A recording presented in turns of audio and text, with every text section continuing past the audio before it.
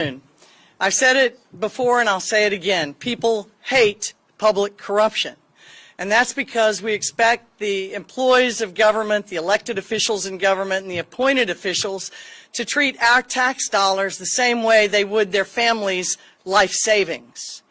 In this case, and today, 3 people have been arrested in connection with a scheme to steal and misuse about $8.5 million in public funds from the Midtown Redevelopment Authority. Arrested today are Todd Edwards, the real estate asset manager, Veronica Ugorji, a contractor for the Midtown Redevelopment Authority, and Kenneth Jones, a second contractor for the same authority. I want to thank the Texas Rangers. Darren Parker is here next to me. The Rangers have done an excellent job for us on public corruption investigations. They're an independent agency that we call in cases just like this. And along with prosecutors who are here today, standing next to them, Sarah Nayland and Hector Garza, they have worked this case tirelessly. Now, in addition to thanking the Texas Rangers, this case differs a little bit from the last public corruption press conference we held, because in this instance, there were 2 citizens who came forward, not yesterday, not last year, but starting in the mid-2015, 2017, attending Midtown Redevelopment Authority board meetings and complaining about a lack of redevelopment, the continued nuisances that the vacant properties and abandoned houses presented, along with the public safety threat that brought. And these 2 individuals are here with us today. One is Brian Van Tubergen, a resident of 3rd Ward. The other of this Batman Robin team are Ed Pettit, another resident of 3rd Ward. These individuals noticed, because they lived in the neighborhood, that properties in the 3rd Ward were not being redeveloped as promised, that vacant houses that were supposed to be demolished were still crime hubs, that lots that were supposed to be maintained were overgrown with weeds, and again presented a public safety threat to the residents of the 3rd Ward. Now, Mr. Edwards and his co-defendants' scheme to steal and misuse this money has resulted in first-degree felony charges against each of them. All of those charges carry up to life sentences. They are first-degree felonies. So Mr. Edwards, with the fiduciary responsibility of utilizing the money to its purpose, which was to redevelop and make 3rd Ward better for the people who live there, instead lined his own pockets and those of Ms. Ugorji and of Mr. Jones.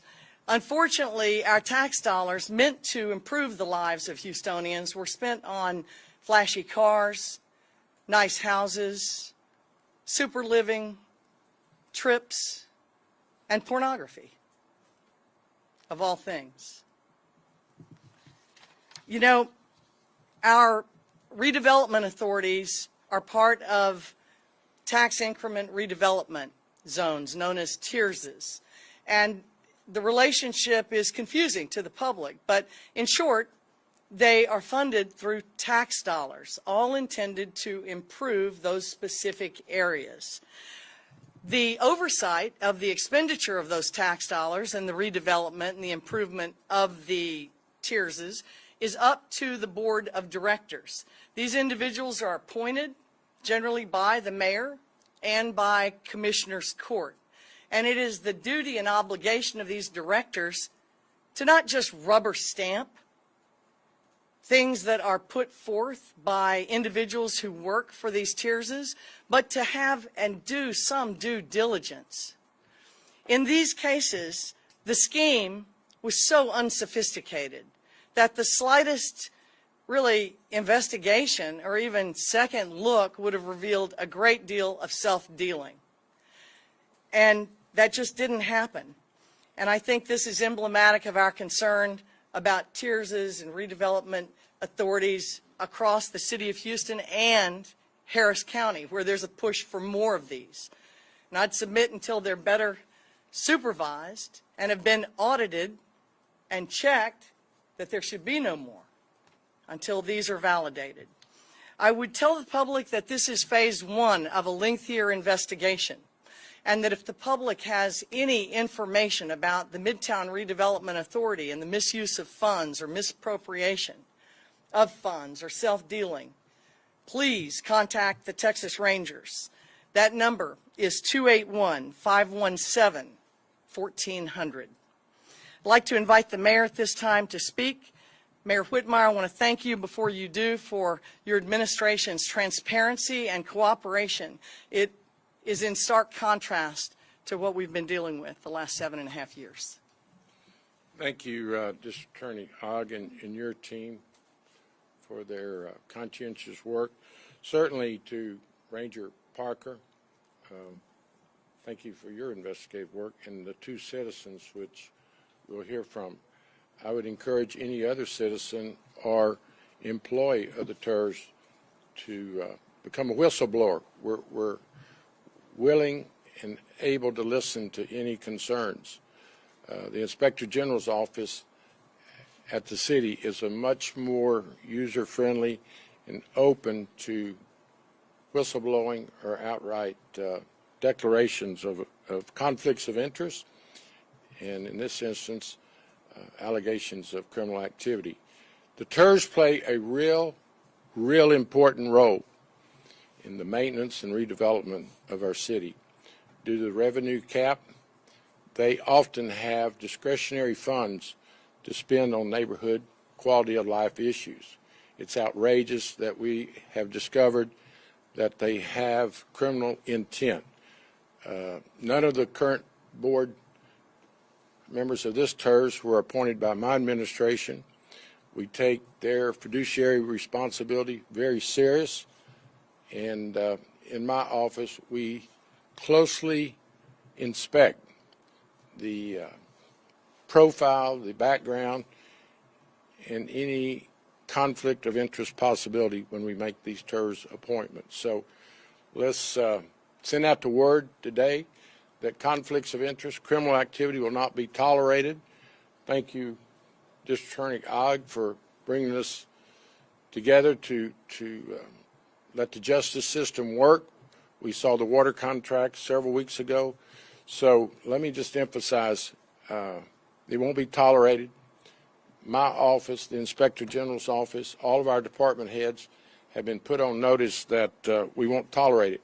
And I will add that we have already discussed the process of reviewing all the TERS across the city of Houston. There are some TERS that do outstanding jobs and I believe are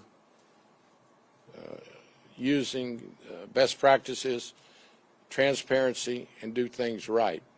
But we also realize that there's some folks that have conflicts of interest and some self-dealing. So that's the reason this team has been put together, and I do believe that more investigative work will reveal more conflicts. The outrage of citizens about over 300 lots that have been accumulated by the TERS in the management district and sit vacant, often unattended to. I'd like to thank the press. I've actually read about it in previous years about the neglect of the lots and the conflicts of interest that exist in the management of the Midtown operation. So with that said, thank you for all the interested parties. I hope everyone that would consider a serious conflict of interest or criminal activity will realize that it won't be tolerated in my administration or Kim Ogg's administration, and the Rangers will do their job. So it's a good announcement today that you will be caught and prosecuted. Whether it's a violent crime or whether it's a white-collar crime, it's a crime, and the public expects better.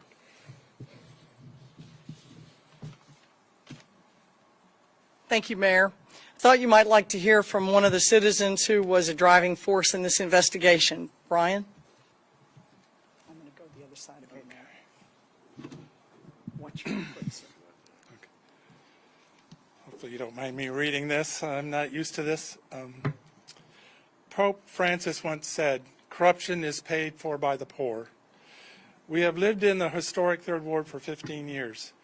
During those 15 years, we begged and pleaded with Midtown Redevelopment Authority's Board of Directors, city officials, and community leaders to hear our complaints regarding hundreds of empty lots owned by Midtown and that sat idle, overgrown with weeds, and had become magnets for crime.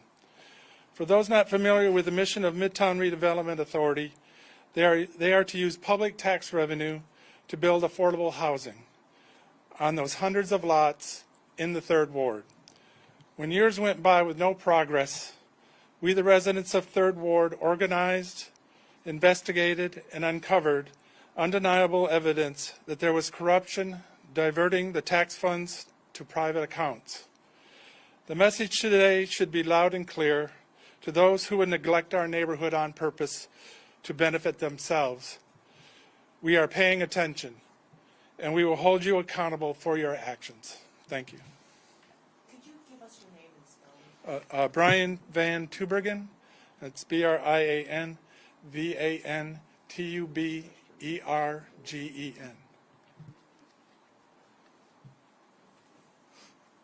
All right, I worked on that Van Tubergen pronunciation a lot and still left it at Brian. Are there any questions from the press or the citizens in the audience? Kim and Brian, credit to you, because I know that you were relentless in getting this pushed to the administration. You want him to say? But Kim, did the previous administration, when Brian received his letter stating that the OIG's office sustained what he had been complaining of, was there any action from the previous administration directed towards your office with regards to examining this? There were no complaints filed by the OIG during the entire time that I have been the elected district attorney. Even though the OIG found that Mr. Edwards, according to city documents, was using the office to his benefit? I trust what you're saying. I haven't seen the letter, but what I would tell you is the Office of the Inspector General did not reach out to us, and when we would reach out to them, we did not receive the same amount of cooperation as we have had in this administration, which has been total. And I know that some of these houses, or some of these lots were designated for lower income housing, for people in need of housing. Do we know out of the approximately 300 lots, or over, how many actually had blueprints for housing that were already pretty much set in stone to be completed? I don't. The citizens might. But what I would tell you is the focus of our investigation has been the money for maintenance, for demolition, and for redevelopment. Phase 2 of our investigation will focus on the real estate transactions, and that just hasn't happened yet. For clarity then, these were houses that were, some of these lots were designated for lower income housing, correct? They were. They were. Do either of you, Ed or Brian, know the answer to that? Come on up. They're all designated. They're all designated as low income housing. You got to stand in front of the microphone. Sorry. They have, at their peak was probably like 450 lots within historic Third Ward, but there's also lots that they owned off of MLK, South Union, other neighborhoods. So it wasn't just our Third Ward, historic Third Ward, where they were concentrating their attention. It was other places. Brian, do we know approximately how many families were not provided with a roof over their head because of the actions that these men are being charged, these individuals are being charged with? Well, in our neighborhood, because of the pressure we put on them, they built the houses in our neighborhood, which is the area between Scott and Cullen and 45 and Elgin. So that was about 40 houses that they built. They built another probably 10 houses on the other side of Scott, and that was it in Third Ward. So about 50 houses out of the 450. Sure. Ed, would you identify yourself? Sure. My name is Ed Pettit, E-D, P-E-T-T-I-T-T. I serve as the Vice President of the Third Ward Super Neighborhood, and so our boundaries cover the entire super neighborhood, including University Village, where Brian resides. So I can say that the rest of the super neighborhood has not seen those houses built, And we've been asking the Midtown Redevelopment Authority and its contractors for years to give us an update on what is in the pipeline to be built, what has been sold for other purposes, and what's under construction or under contract.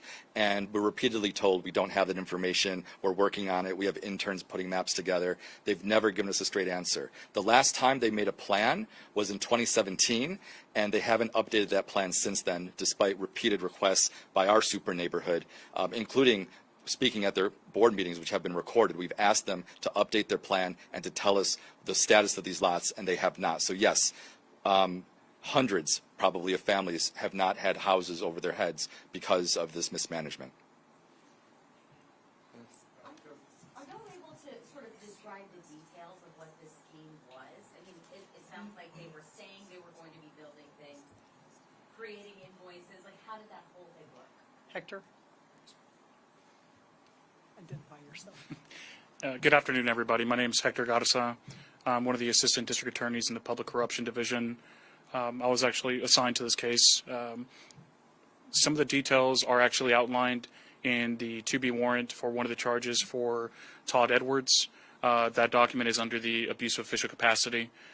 In there, it'll detail a lot of details about the scheme in regards to the span of it, from whether it was from 2011 to 2021, and see which vendors were actually involved in it. It does identify the three parties: Veronica Ugorji, Todd Edwards, and Kenneth Jones. Give a brief explanation of the schemes. It's not rocket science. Yes, ma'am.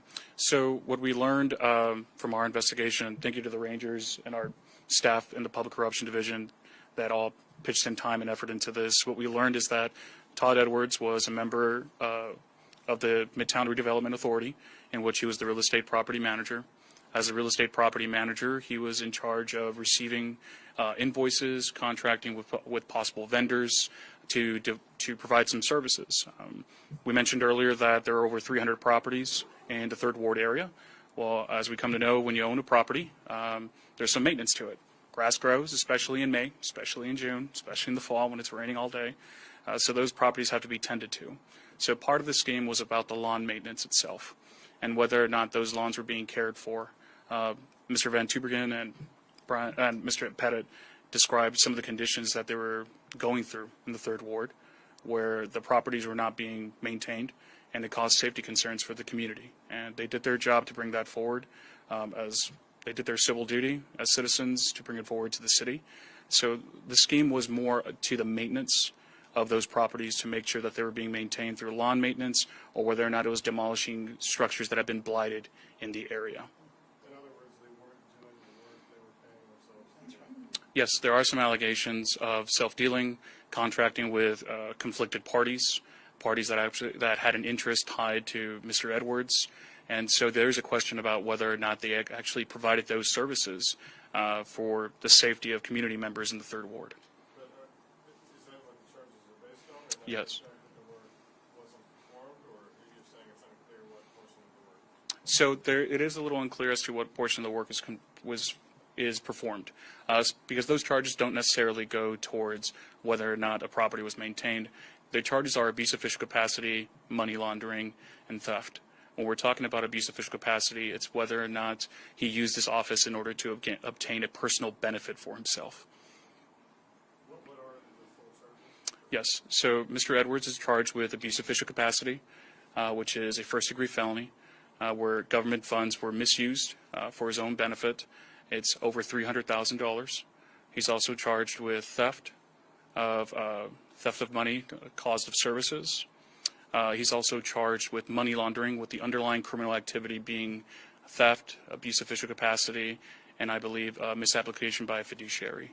Ms. Ugorji is charged with abuse of official capacity as a party aiding in that scheme, and she's also charged with money laundering. Kenneth Jones is charged with abuse of official capacity and money laundering as well. No bribery?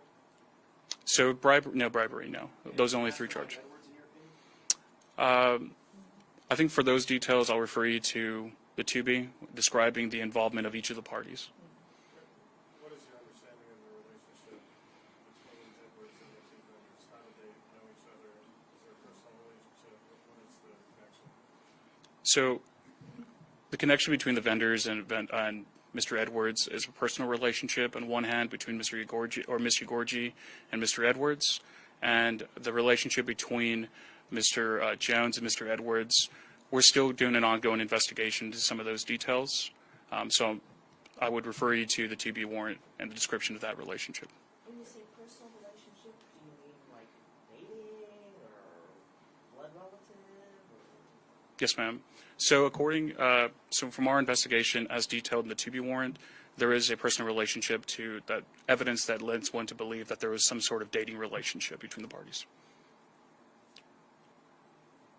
And you mentioned further steps in this investigation, the property transactions. Are there other things that you're looking at? And it was unclear. Is it just this zone or is it all 2 dozen? I can answer that. Yes, ma'am. As you know, the DA's office is understaffed, and we do not go on scavenger hunts looking for crimes. We depend on agencies, law enforcement agencies, to investigate crimes reported to them. Sometimes crimes are reported directly to us, and what we do is we bring in an independent agency to investigate. So there's not a plan at this time by the DA's office to investigate other tierses or redevelopment or management districts, but I would encourage the public, if they know of problems in any of these other governmental entities, to contact the Texas Rangers at the number that I provided. Because we do follow up on citizens' tips. The police do the investigative work. They are the first responding agency, and we provide legal support to them through warrants, legal counsel, that kind of thing, all the way through charging, and then we pick it up at charging. Do you anticipate any other charges in connection with this particular scheme? It's unknown at this time. I mean, there's, ADA Jordan is developing, he's our financial analyst in public corruption, he's developing the evidence that we've got, and we move forward to try and recover what we can for the management district. We hope to recover some funds or some assets of value. Kim, you indicated that you haven't seen this level of transparency from an administration in terms of securing information Right. for investigations under the previous administration. Yes. We also have learned from Brian's letter and that he received the OIG that that was something that wasn't alerted to your office back last fall under the previous administration. And we know that obviously you're watching headlines that are being made and you're watching tips from individuals. This said, is there any kind of push, or is your office going back in time and looking at some potential activities that may have not been compliant with Texas law? All we require is a complainant. All we require is a complainant. Point us in the right direction. If there's reasonable suspicion to believe that a crime has occurred, we call the Rangers or another independent law enforcement agency and see what they develop. They're limited by bandwidth just like we are. And so it's important that the public know when we get tips that check out that individuals employed by the government will be held accountable like everybody else, regardless of who appointed them or who, didn't cooperate. You mentioned that the money had been used for luxury items, housing, trips, pornography even. Can you go into any more detail about that? Like how much money, what Hector? kind of houses, what kind of trips, how much money? So I don't want to go into too much detail because this case is eventually going to be tried and some of these details might come out during trial. But what we can say is that the money that was misused, the government money, did go to personal expenditures for at least 2 of the parties that we've seen. That money was not used towards the affordable housing project. It was used for their own personal expenses, and that's what the evidence is showing us. Can you say like where they took the trips or where these houses are? That kind of thing? I don't want to go into too much detail of that because I believe those details would be coming out during trial. There may be some detail in the 2B warrant related to Mr. Edwards' abuse of official capacity charge. And I apologize if you already said this. I apologize if it's late. Are the suspects in custody? What is their? Yes, ma'am. As of right now, all 3 suspects have either been in custody or have present themselves to the district court. They were arrested this morning. Okay. Ms. Gorgie and Mr. Edwards were arrested this morning. Mr. Edwards turned himself in. They should be arraigned, I would presume, on Monday. Soon. Yes, ma'am. And we can get that information from you? Like what court or where? District clerk's website, and we'll, I'm sure, Okay. what? Oh, Yes. My mistake. Okay, so all 3 were arrested Yeah. today? Okay. and Thank then you, Branch. can Sorry get about that. information. Yes, ma'am. Oh, it was Jones. Okay. Yes. I said the wrong name. Edwards was arrested, Ugorji was arrested, and Jones, Presented himself. Jones, I said the wrong name.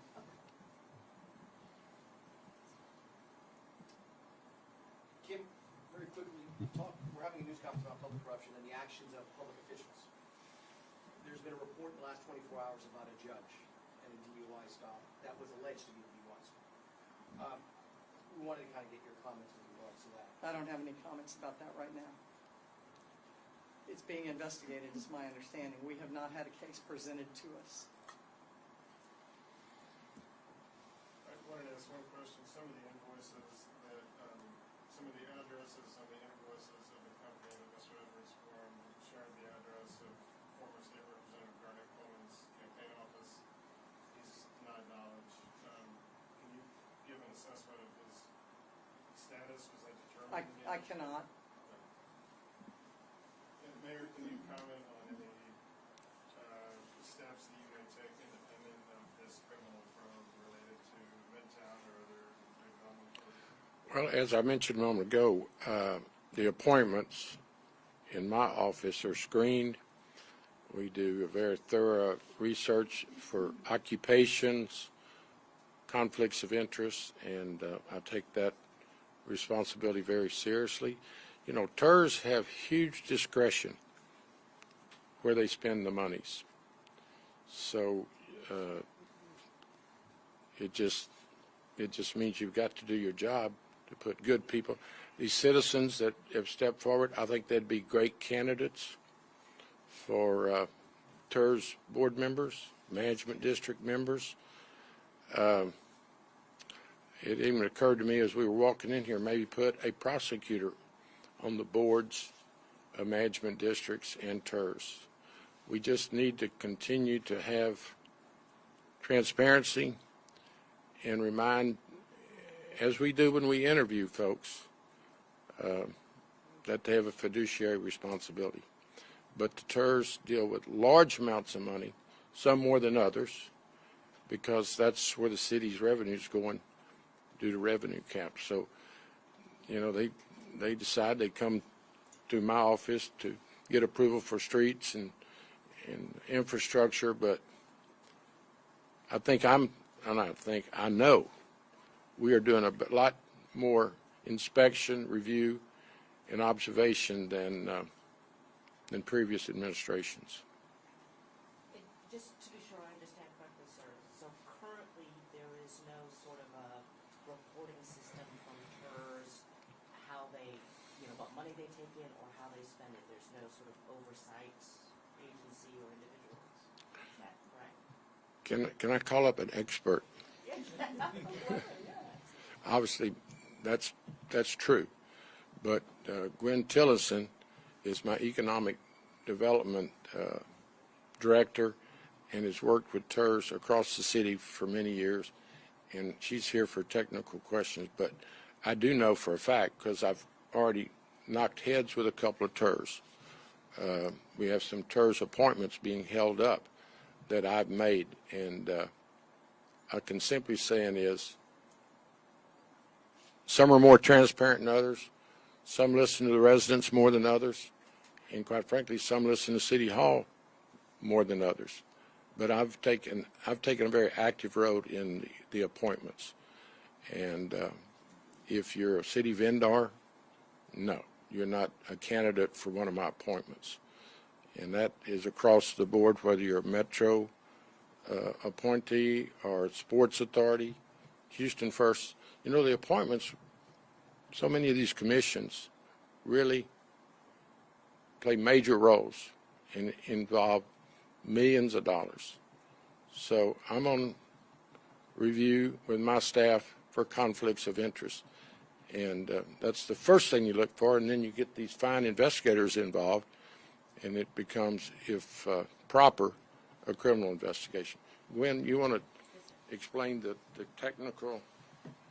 Yeah, I guess that's the bottom line. I just want to make sure I'm clear.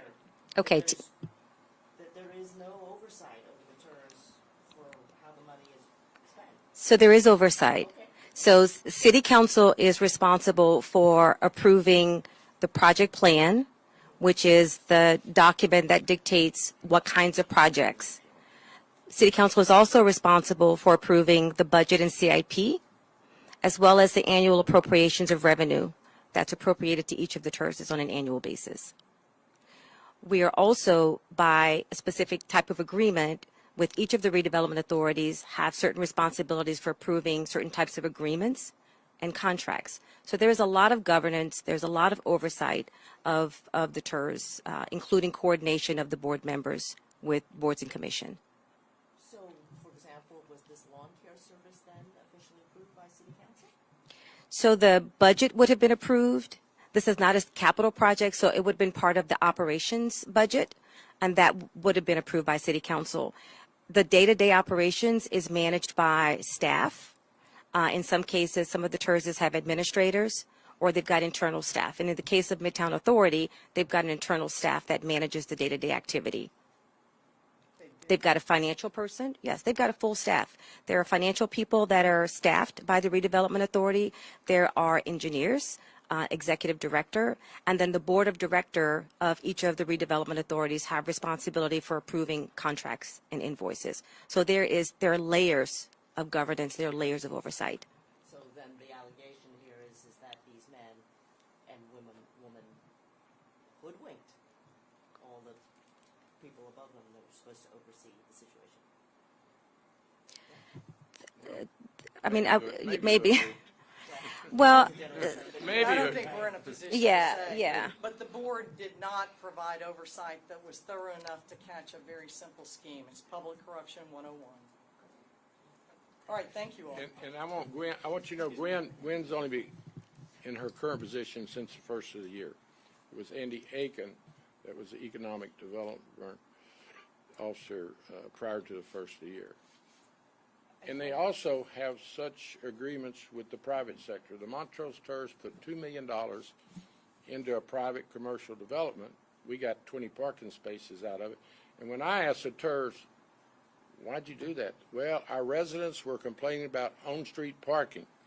So we thought if we had helped build this garage at the corner of California and Montrose, that it would solve that complaint of getting cars off the street. Well, it was pretty expensive parking places. So we're constantly starting to review these projects. But, and I want council to play a role. But that hasn't always been the case in previous years. So there's a lot left to learn. Sorry. Thank you. You got one more question, I Mayor. don't want to interrupt you, but for the district attorney and mayor, before we let y'all go, we know that charges were just filed in the case of this 12-year-old Jocelyn. This is a case that has hurt, obviously, many people in our community. Is there anything you want people to know about these new charges? What comes next? Yeah, they've been charged with capital murder, making them eligible for the death penalty. I think the only thing that's important to know at this time is that both individuals have been charged with capital murder, making them eligible for the death penalty. And that's not a decision we make preliminarily. I'm just letting you know that that crime carries the ultimate sanction. When it comes about the immigration status, how does that situation affect potentially the criminal case? I know they have a ICE detainer right now. How that affects the criminal case? I am not prepared to comment about their immigration status or any hold. I'm just not confirmed on any of those facts. All right, this concludes the press conference. Be safe. Thank you all for coming.